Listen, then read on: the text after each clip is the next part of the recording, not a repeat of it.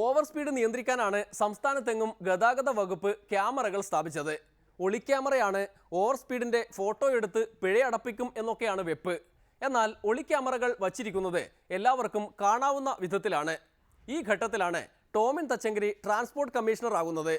സ്ഥാനമേറ്റെടുത്ത ഉടനെ തച്ചങ്കരി ഒരു സ്വപ്നം നടപ്പാക്കുകയാണ്. ഇപ്പോൾ വച്ചിരിക്കുന്ന ക്യാമറകൾ കൂടാതെ വാഹനം ഓടിക്കുന്നവരെ പറ്റിക്കാൻ ചില വ്യാജ ക്യാമറകൾ കൂടി സ്ഥാപിച്ച് ഓവർ സ്പീഡിൽ പോകുന്നവരെ കുടുക്കും.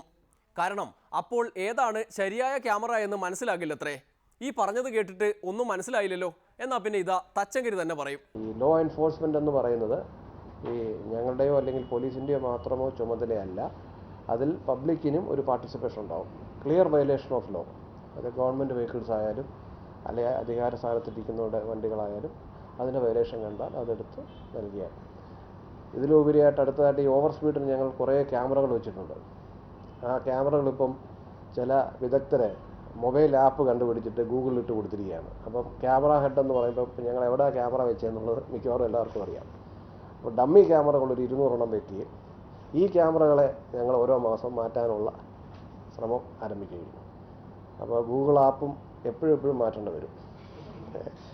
അപ്പോൾ ടെക്നോളജി വയലേഷനെ ടെക്നോളജിയെ കൊണ്ട് തന്നെ നമ്മൾ നേരിടാനുള്ള ഒരു മാർഗം. എല്ലാവർക്കും കാര്യം പിടികിട്ടിയില്ലേ? ഇനി വ്യാജ ക്യാമറകൾ കൂടി സ്ഥാപിക്കും. എന്നിട്ട് അതെല്ലാം കൂടി ട്രാൻസ്പോർട്ട് കമ്മീഷണർ വെബ്സൈറ്റിൽ ഇടും. ഓവർ സ്പീഡിൽ പോയി നിയമം ലംഘിക്കാനാണ് ഉദ്ദേശമെങ്കിൽ ആദ്യം എവിടെയൊക്കെയാണ് വ്യാജ ക്യാമറ എന്ന് മനസ്സിലാക്കുക.